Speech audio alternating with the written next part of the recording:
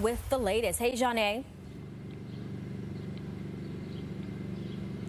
Good evening, Ernie. Well, tenants say Park Ash Management has a long history of negligence. Landlord Ved Park Ash has been placed on the city's worst landlord list in the past, with thousands of violations spread across multiple buildings. Well, now displaced tenants of this building here on Wallace Avenue are frustrated, saying they're still waiting to go home.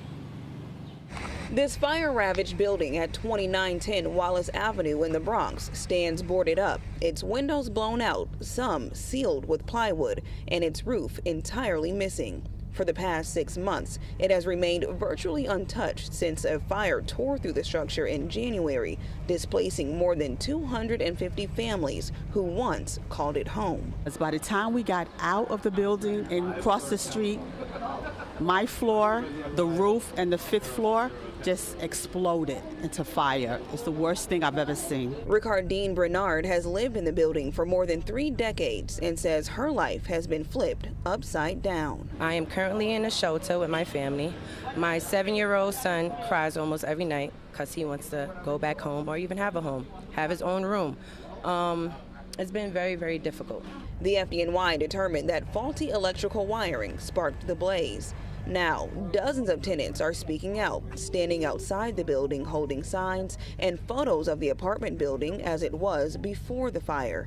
They joined forces with residents from 1420 Noble Avenue, a building owned by the same landlord, Park Ash Management, which was badly burned in a fire in 2023. Together, they're calling on the city to take action and pressure the landlord to finally make the necessary repairs to their homes. And we expected the city and state to kind of help us, and they've been lacking.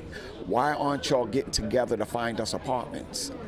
And that's what we need. We need apartments. A spokesperson for Park Ash Management says repairs have begun at both buildings. In a statement, they added, at 2910 Wallace, the first phase involved extensive and necessary structural and other emergency repairs, which we recently completed, so that tenants could safely retrieve their belongings and so that we can proceed with permanent repairs. Moreover, the city is aware that repairs are underway because we had to obtain work permits.